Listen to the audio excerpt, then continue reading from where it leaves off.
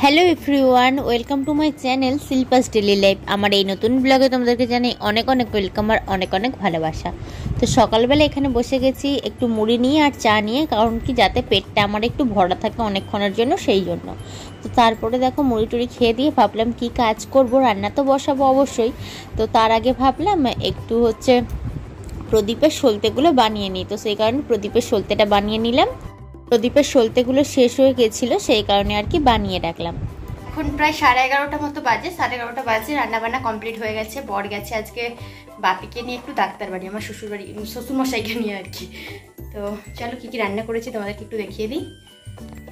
দেখো ঝিঙে পোস্ত বানিয়েছি, এই যে এখানে ঝিঙে পোস্ত বানিয়ে নিয়েছি। এখানে বানিয়েছি পাতলা করে মুসুরির ডাল। আর এইদিকে করেছি 3 পিস মাছের ঝাল, একটা মুড়ো দিয়েছি আর 2 পিস মাছ। হ্যাঁ টিনা, ও নিয়ে যাও দাঁড়াও। এইদিকে দেখো ডিম সেদ্ধ করেছিলাম 5 পিস, একটা ছাড়িয়ে দিয়েছি। আর এটা 5 পিস করেছিলাম, একটা এক্সট্রা করেছিলাম। ভেবেছিলাম বাপিকে বা বরকে একটা এক্সট্রা ডিম সেদ্ধ দেবো, বা ওদেরকে অর্ধেক করে মানে 3 টুকরো করে দেবো। বাট এটা দিয়েছি, আর এটা পচা।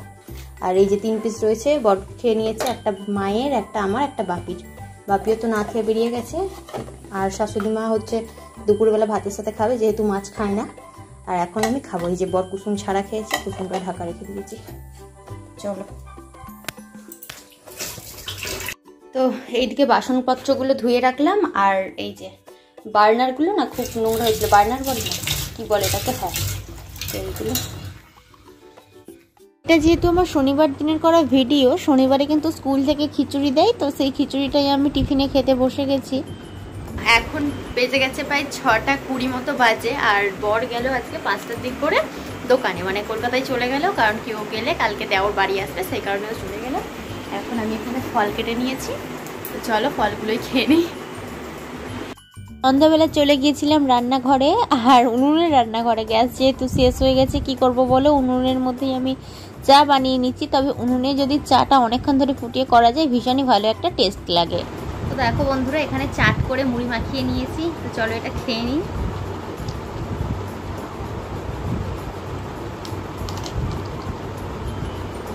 তো এখন বাজে রাত্রি 10:20। আর আজকে দেখো আমি ম্যাগি বানিয়ে নিয়েছি। তো এখানে চাউমিনের মতো করে আজকে বানিয়েছি, ডিম দিয়ে আর আলু দিয়ে। আর ভেবেছিলাম সসটা দেবো না, বাট সস ছাড়া একদমই খেতে পারবো না, তো সে কারণে একটু সস দিয়েছি।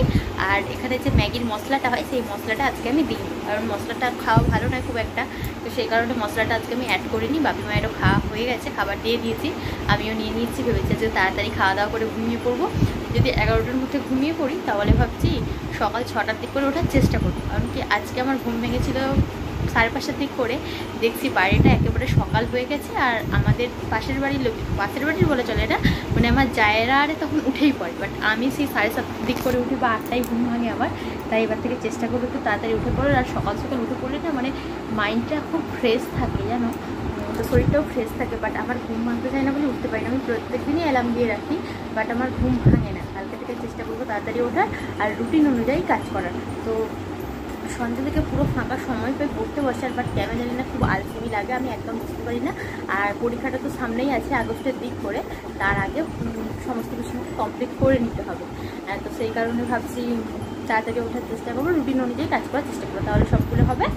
আর এই যে ম্যাগিটা বানিয়েছি, এটাকে না আগে আমরা স্কুলে যখন পড়তাম তখন বলতাম যে বড় লোকদের খাবার, কারণ কি তখন ম্যাগিটার এত চল ছিল না। বেশ কম সংখ্যক মানে স্টুডেন্টরা স্কুলে টিফিনেতে ম্যাগি নিয়ে আসতো, আর যারা নিয়ে আসতো তারা একটু অবস্থাপন্ন বাড়ির ছিল। তো আমার ভিডিওটা যদি আমার স্কুল লাইফে কোনো ফ্রেন্ড থাকে, তারা তাহলে রিলেট করতে পারবে। আমরা বলতাম ওরা বড় লোক, সেই কারণে এই খাবারটা এনেছে। আমরা চাউমিন নিয়ে যেতাম, মুড়ি নিয়ে যেতাম, পরোটা, এই সমস্ত কিছু নিয়ে যেতাম আর কি, চেঞ্জ করে করে। আর যারা ম্যাগি খেত আবার বলতো ম্যাগি খাই বলে তারা এত হেলদি, এরকম বলতাম। বাট এখন দেখতে পাচ্ছি এটা হচ্ছে ফাঁকিবাজি খাবার, খুব সহজে রেডি হয়ে যায়, সেই কারণে এখন আমরা এটাই খাই, আমিও তাই খাচ্ছি। চলো আজকের মতো ভিডিওটা আমি এখানে শেষ করলাম। কেমন লাগলো জানিও, যদি তোমাদের ভালো লেগে থাকে ভিডিওটি, তাহলে লাইক করো, কমেন্ট করো, আর চ্যানেলটিকে সাবস্ক্রাইব করে আমার পাশে দেখো।